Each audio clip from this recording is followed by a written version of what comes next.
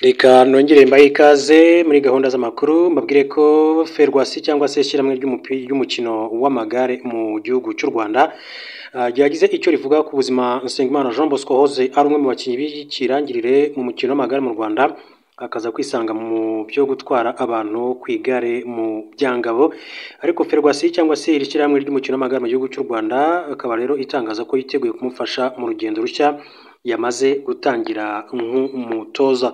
Nsengimana Jean Bosco ni izina rikomeye cyane ryari rizwi cyane mu mukino w'amagare mu Rwanda no mu karere, yamenyekanye cyane nyuma yo kwegukana isiganwa rya Tour du Rwanda muri 2015 ndetse no guhagararira u Rwanda mu marushanwa y'isi yabereye muri Espagne na Leta Zunze Ubumwe za Amerika. Uyu mugabo w'imyaka 34 impano ye yagaragaye bwa mbere muri 2012 ubwo yari umunyonzi mu byangabo mu karere ka Musanze, aho yagaragaye mu isiganwa ryo kwita izina. Ibyo rero byahise bimuhesha amahirwe yo kwitabira Tour du Rwanda, aho yazamutse mu ntera kugeza abaye umwe mu bakinnyi b'imena mu magare y'u Rwanda, anakina amakipe yo hanze y'igihugu mu Budage no muri Afurika y'Epfo. Nyamara nyuma yo kuva mu mukino muri 2023 Nsengimana Jean Bosco yahuye n'ubuzima bukomeye. Yabwiye BBC ko atigeze agira amahirwe yo kuva mu mukino w'amagare neza abagenzi be bakinanye, ahubwo yasubiye ku munyonzi mu byangabo, aho atunze umuryango we atwara abantu ku igare ku mafaranga ari hagati y'100-200. Ati nkiva umukino w'amagare ntabwo byigeze bimpira, ati kuko naraje ngira ubuzima bubi n'umuryango wanjye, navuga ko urugendo rwanjye rero rwabaye rubi. Nsengimana Jean Bosco yavuze ko nubwo atakiri ku rwego rwo hejuru mu magare atigeze atakaza ubushobozi bwo kuyakina cyangwa se kuyatoza, avuga ko yifuza ko amateka ye mu mukino yamuha amahirwe cyane muri ibi bihe u Rwanda rwakira bwa mbere isiganwa ry'isi mu magare UCI Road World Championships ihuza abakinnyi barenga 1000 baturutse mu bihugu birenga 100. Mu butumwa bwanyujijwe ku rubuga rwa X cyangwa se rwahoze ari Twitter, ishyirahamwe ry'umukino w'amagare mu Rwanda Ferwacy yatangaje ko ryamenye ikibazo cya Nsengimana Jean Bosco kandi ryiteguye kumufasha muri urugendo rushya yatangiye nk'umutoza w'amagare. Ferwacy ishyirahamwe ry'umukino w'amagare mu Rwanda yavuze ko Nsengimana Jean Bosco ari mu ikipe nshya yitwa Shaggy Star yo mu karere ka Musanze, aho yatangiye urugendo rushya rwo gufasha urubyiruko kuzamuka mu mukino w'amagare. Ferwacy yagize iti Ferwacy yamenye ikibazo Nsengimana Jean Bosco yagize kandi yiteguye kumufasha mu mwuga yatangiye wo kuba umutoza mu mukino w'amagare, aho ubu abarizwa mu ikipe nshya y'amagare ya Shaggy Star i Musanze mu Rwanda, nk'uko bakomeje kugenda bigarukaho.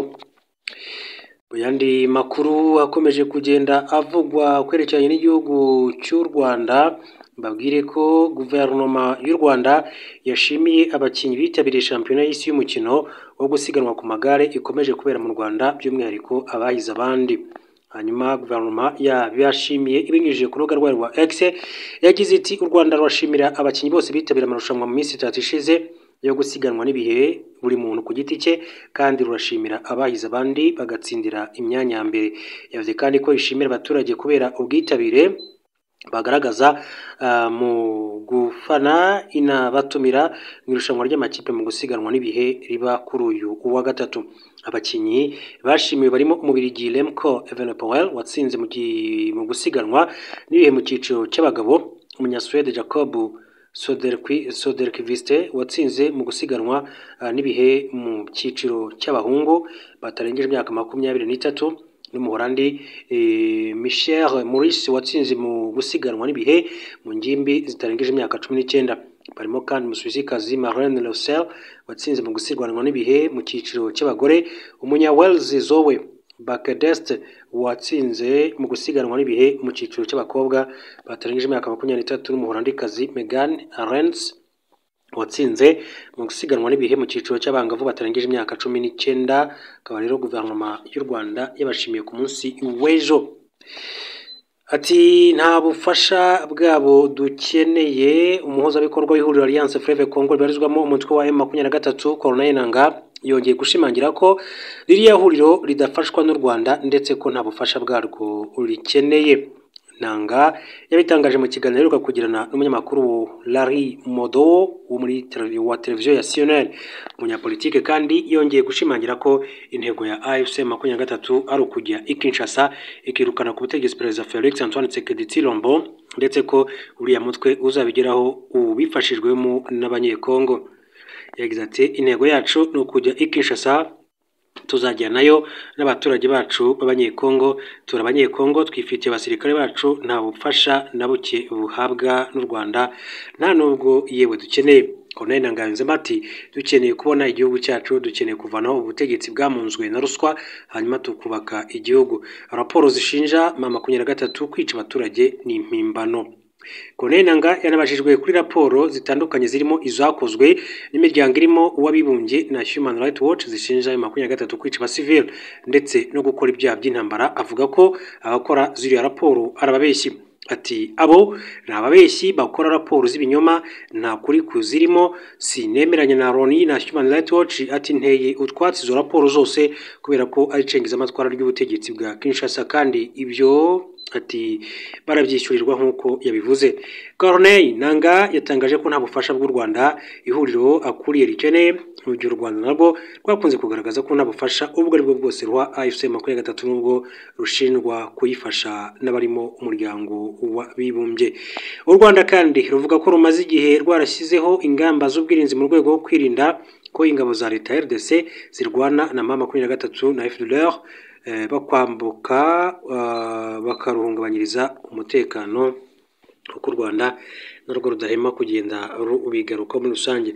Reka duce muri Malawi, mbabwire ko hoza ari perezida wa Malawi Peter Mutharika ubu niwe uri imbere cyane mu majwi mu matora ya perezida yabaye mu cyumweru gishize. Ukurikije 2/3 by'uturere tumaze gutangaza byavuye mu matora by'agateganyo, Peter Mutharika w'imyaka 85 amaze kugira amajwi hafi 36 mu majwi yemewe amaze kubarurwa kugeza ubu, mu gihe umukurikiye bya hafi perezida uri ku butegetsi Lazarus Chakwera w'imyaka 70 ari nyuma n'amajwi hafi 28%. Byavuye mu matora bimaze gutangazwa kugeza bigaragaza ko Mutharika yatsinze mu duce tuzwi ko twiganjemo abashyigikiye Chakwera, turimo no mu murwa makuru Lilongwe no mu mujyi Nkota uri rwagati muri iki igihugu cya Malawi.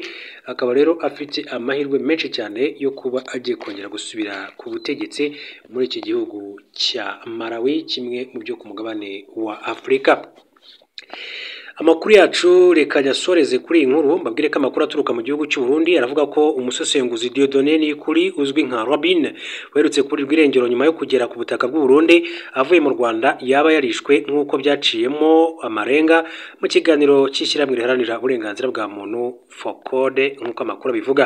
Biravuga ko mu kiganiro cyateguwe na FOCODE ku cyumweru cya 20 Nzeri, umukozi w'iperereza ry'u Burundi Medard Muhiza yafashe ijambo maze mu kibazo cye cya nyuma akoreshamo amagambo atangaje, aho yasaga nk'uca amarenga ko Robin yaba yaramaze kwicwa.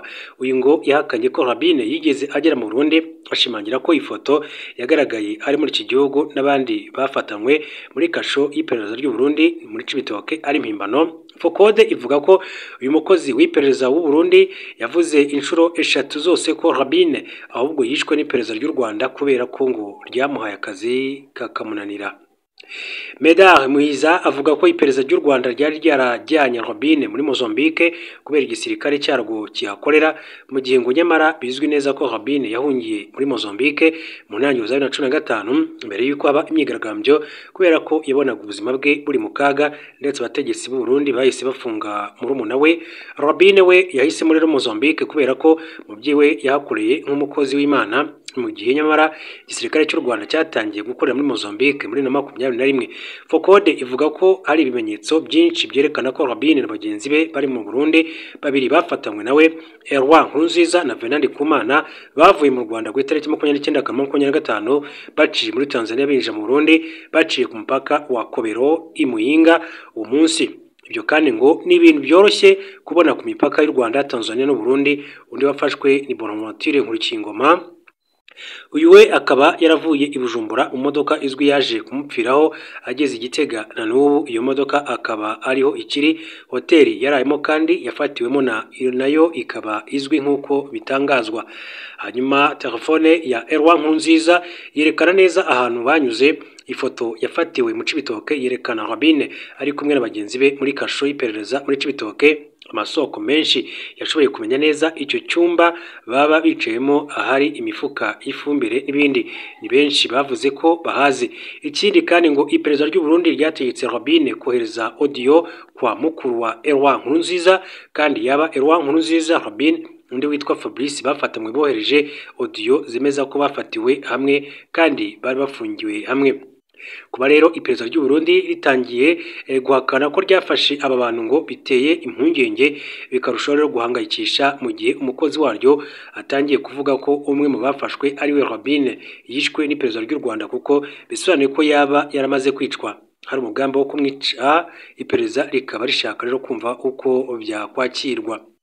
Amakuru Focode ifite kandi avuga ko hari abantu benshi cyane barimo kunyerezwa bashinjwa kuba baravuganaga na Robine, barimo abasivili, abapolisi ndetse n'abasirikare nk'uko amakuru abivuga.